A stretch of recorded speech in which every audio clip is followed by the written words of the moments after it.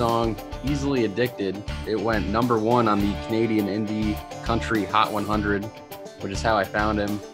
I was looking through, had our other guest, Ian Krochak, made that list, and then I was looking through and had heard this song, and it was really good. It's not even your most popular song on Spotify, but this one was probably my most favorite one that I listened to from your stuff. Yeah. So that's really awesome. I looked that song up just before I came out here, and I got to say I really like it. Really like it. So that's it's a nice rocking tune that I just love to jam out to it, man. That's great. Good work. It sounds like a true 90s, 80s country song type vibe. So I like it. And that's what my sound is. If you go back and listen to the first record, 11-song record called Welcome to My World. You can get it on Spotify. A lot of it is like I did a duet on it with George Jones' daughter. So it really is based around that 90s sound. And, with people like Luke Combs and John Party and all them guys coming out, it's really making that comeback, that sound. Yeah. So, and I don't do it purposely, that's just how I've always written and the songs that I've always tried to sing. And, people are digging it, so we're just going to keep doing it as much as we can. Oh, yeah. And I definitely think that there is a market for this kind of song, like as you said, with Luke Combs, John Party, people are digging that, sort of new traditionalist vibes from country music. Because I think, and I've said this multiple times on the show, country music does evolve, but as it evolves and as it changes, I think one of the beautiful things is that you get these artists that are kind of like, crossovers and flashbacks to, what you love, the prime country era, that 80s, 90s sort of vibe. And that's just that people dig it. I mean, hey, that's definitely a real good market. And that's the thing with country music. It's under such a big umbrella. Like, I don't get me wrong, Luke Bryan and all that type of stuff, the Jason Aldean's is all great, but then you can switch over and listen to someone like Luke Combs. And it's funny because they did when they redid Brand New Man with Brooks and Dunn, or when Luke Combs did Brand New Man with Brooks and Dunn, I had people, we did that song in our show. Whenever we were on the road, one of the covers we did was Brand New Man. And I'd have younger people at the show come up to me, 20, 21 years old saying, Luke Combs, did you hear him sing that? Like, that's a great song, right? And I'm like, well, why don't you go back another 15, 18 years and listen to Brooks and Dunn do it first and make that. And then they go, oh, wow, and it opens up a whole new fan base for that type of music. Yeah, that's probably my favorite song off their new album. I think Luke Combs, I think there's a few songs that Luke Combs could perform very well from their music. Ain't Nothing About You, because he's such a powerful vocalist, a lot like Ronnie Dunn is. It works very well. Yeah. Well, Ronnie Dunn, in my opinion, is one of the best country vocalists that ever lived. Yeah, he's got such like a soulful but powerful voice. It's very good. Effortless, yeah, it is. And distinct. You know who you're listening to whenever he starts to sing. Yeah. So that is Cory Gallant with Easily Addicted. You can check him out on Spotify, YouTube. Are you on YouTube? Yeah, we're just under Cory Gallant Music or Cory Gallant. We have a YouTube page and also the website and Facebook and Instagram. We're running lots of live music on there, streaming live music and contests and giveaways. So just www.corygallantmusic.com or Cory Gallant Music on Facebook and Instagram. You'll find us there. And we're actually coming up very soon. I'm going to be announcing the date, but we're doing a live stream. We've been doing a live stream session of the decades. So we've gone from 80s, 90s, 2000s up to date, and people just request songs. They inbox me and I sing them for them. And we're doing one more. It's 70, so we're going back to the old days. So that's going to be coming up. So if anyone is into that Waylon, which I'm a big Waylon Jennings fan, and all that outlaw music, you might want to tune in and check it out as well. Oh yeah, back to the basics of love. Luke in Texas with Waylon and the boys. Took a play show with his grandson Way in Portland, Oregon last year. which is was a very unique experience for me that I'll never forget. You know, he told me stories about Waylon. I got up and sang with him. You know, did a couple of Waylon tunes, and his band is David Allan Coe's band, and you know, just that history. You know, we sat up with them after the show, and they told us stories about, you know, going to Willie Nelson's barbecue and all the crazy stuff some of the crazy stuff that went on, right? So it was very, very cool to be part of that. That's awesome. Yeah, I've been listening to more of that kind of stuff. David Allan Coe, I listened to a lot of his music recently. Hadn't really listened to him a lot before that, but yeah, older country artists I'm starting to listen to a little bit more. So much. There's so much, you know, when you really get into it. I mean, if you want to get into, like, not only Waylon and Willie and the Highwaymen and George Jones and Merle Haggard, but get into people like Gene Watson and really listen to their music. It's if you like to pick apart songs, and if you're a storyteller, if you're a songwriter, you listen to some of their stuff, and it's, you know, you sit back and say, damn, that's where country music started, really. Oh yeah, I'd agree with that. I think, you know, 60s, 70s, that sort of era, that's the formative decade right there. That's the, you know, the Roadhouse, Grand Ole Opry sort of stuff that. Yeah, and you see, like, their music still is played on the, you know, people still dig that music. Oh yeah. We do Waylon stuff like Good Hearted Woman. We do that live, and Ain't Living Long Like This. Another, we even throw in the Dukes of Hazzard. Oh yeah, it's just a good old boy. Crazy over that stuff. So, and which is great to see. You know, I'm right. I love playing it, so it's always fun. Yeah. Cool. Now I have a question about your website. It says you got tour dates up there too. Are you planning on going resuming anytime soon? Like, how is Canada like doing that? I'm curious. Well, my manager's from Seattle, right? From Bellingham. And she takes care of all that. Now, I've had to cancel 37 shows, right? So between the U.S. and out west, and the music work, and so those might have been up there, but they should say canceled because of COVID. I don't know if she put that. I hope, but it really is up in the air. We have a show coming up. It's a drive-in type thing, so it's an area that holds 300 vehicles, and we're going to play, and it just feeds in through their FM radio, almost like a drive-in. And that really is what the majority of artists are trying to do right now. It is either social media, go live on Facebook and do shows like that, or do the drive-in thing, which is they're trying to make that a go here as well. So yeah, try one of them, see how it goes, but it really is tough. You know, I had to cancel the tours early on in the year, so I hate to do it. You know, you can't plan nothing, right? Because as quick as well as we're doing here, you know, all it takes is 1 week to say, you know, we got 50 new cases, and then we're right back to lockdown again. So you can't really plan nothing. And when you have people on your payroll, like I have musicians, I have staff that pay, it's, you know, we just can't take that risk. Oh yeah. So, I get that. It's rough.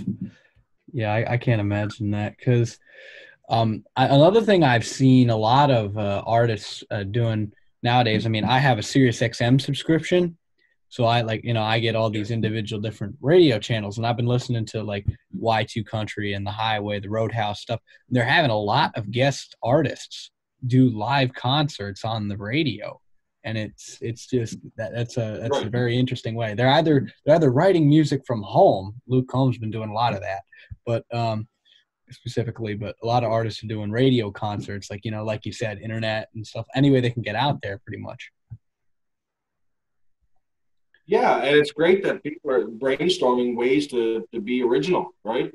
Oh yeah. You know, kudos to Sirius for doing that, and for the promoters, you know, worldwide really that are getting these drive-in shows going and making the best of a shitty situation. Really, but no, I never thought I'd see it, and I don't believe anyone else did either. Where, you know, it just doesn't affect the country; it's affecting the world, and just totally stopping the world. It's absolutely Yeah. crazy. And Yeah. I'm a EMT right now, so I do that full time. So we're right in the front lines of fighting this thing too. So Thank you. It's just. Thank you very much. I just want to say that first and foremost, all the frontline guys out there. That's so noble. So Yeah, it is. We don't really try not to think about it because we all have families, right? But I went to school to do this job and didn't think that, in the back of your mind, something like this could happen, but never thought it'd be a reality, right? So, oh yeah, for the most part, I think most central services, they have good setups in place for their staff that keep them relatively safe. And again, we're not slammed with thousands and thousands of cases, so it is different for us. We're not quite in that line of fire as maybe like a Toronto or a Vancouver or some of the bigger cities in the U.S. that are getting hit really hard. So, I guess just before we go, a little bit about just your take on some country music. So, Luke Combs, would you say Luke Combs or John Party? Who do you think, or someone else, who do you think is your favorite country artist right now? Canadian guy, I'd have to go with a guy named Dean Brody. I don't know if you ever heard Dean, but he's a great songwriter, and I'm working with his guitar player on the next record. His guitar player is a producer here in Canada and has won, he is the guy, right, for Canadian country music. So working with them, and I think right now, Luke Combs, he's right up there, but someone I've been listening to a lot of is Justin Moore. Oh yeah, he's got some great stuff. That new song yeah, We Drink. No, that's a great song, and I really like his image and his sound. It's country music, and John Party too. I mean, he had a #1 hit with Heartache Medication, and they said that was the first time in, I believe, I don't remember how many exact years, but a song went #1 with twin fiddles in it. So that goes to show right there, that sound's coming back, because you never used to hear that, right? I love that song, Heartache Medication. Yeah. Heartache on the Dance Floor. Heartache on the Dance is very Floor, good as well. And then Heartache Medication is even more traditional country sounding. But I've gotten extremely into John Party the past very recently, the past 2 weeks. I had been listening to him a little bit. I kind of glanced over him being on the Brooks and Dunn new album, but I think it was when I heard it might have been Heartache Medication. I was like, wow, this guy is really good. Started listening to all of his stuff. Oh, absolutely. No. And he was actually here in PEI. We have a big festival here. It's a beach festival, and last year Luke Bryan was here, and we've had came and Keith Urban, Brad Paisley, Tim McGraw, all the big ones, right? So but he was here last year, and he was one of my favorites. He's just got that country sound, and I'm sitting there saying, as good as Luke Bryan is, or Big and Rich was here, but that hard crossover type music. Big and Rich. Towards Bryan, just to sit back and listen to John Party play and hear them fiddles and steel guitar, it was just, I was in my element for sure. Yeah, it sounds more real, it sounds more like something different. I hate having this country music now sound like the same as all these other things, it's like the electronic stuff, that synthesized vibe there. The snap, the snap machines and the snap beat. I don't like that stuff. It's not. Don't like it either. No, that's an excuse because they don't have a drummer in the back. Yeah. Yeah. A lot of people make fun of Luke Bryan stuff, but if you listen to his records and listen to the stuff that isn't on the radio, it's really good. No, his old stuff is unbelievable. The stuff that he wrote way back in the day when he first became popular, that's his sound. I honestly think that, some of these people these artists are just facing pressure. Like even Jason Aldean, his old stuff is unreal.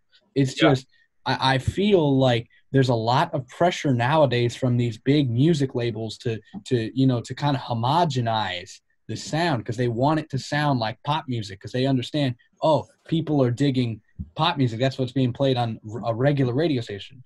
And like, if they want to get their plays on regular radio stations, not just country music radio stations, I think it's tough for some people.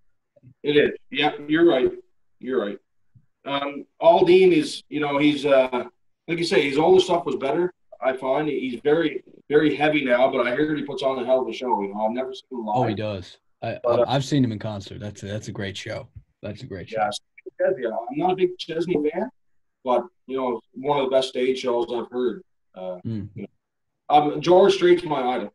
That's who I grew up really listening to it. And Tim McGraw, that was my first concert I seen, was Tim McGraw back when I Like It, I Love It first came out.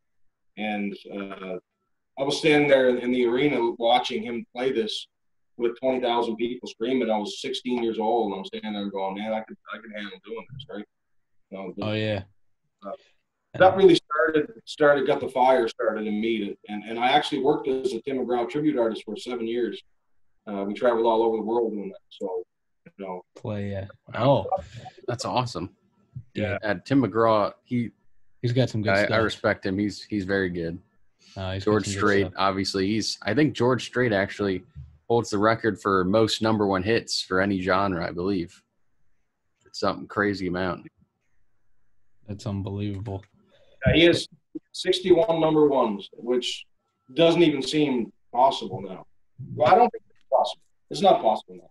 It's like multiple albums. That's like, like 6 albums of number one hits. Yeah. That's more than like most bands have of albums. Good. Even we're in an era where it's like a singles market. It's no longer about the LPs anymore. So it's kind of hard for people to do that. It is. Turnover. It's not. It is different times, and it will never be repeated. I don't believe no one will ever have 61 number one songs. Oh no, not at all. No, but I'm still into records. I could go. We thought about doing the EP route, but the second record we're going in to do, we're doing a full length record again. That's good. That's how I do it. I guess it just depends what your purpose is, and it's not so much that I'd love to get a number one song on the radio, but when I have a full record and I can go out on the road and play the whole record and sell the whole record where people can sit and listen to it from start to finish, that's more gratifying to me than just doing the same person myself. Yeah. I feel like in today's day and age, it's more satisfying to have that LP, to have, enough content, you headline your own show. It's not like, oh, you only have an EP's worth of material. Then you get out there and you're just an opener for the guy who's got all the other stuff. And you're playing, you're doing a set of 3 songs plus 7 original or 7 covers, right? Yeah, exactly. Thanks for coming on here, Cory. Okay. Thanks for coming on, though.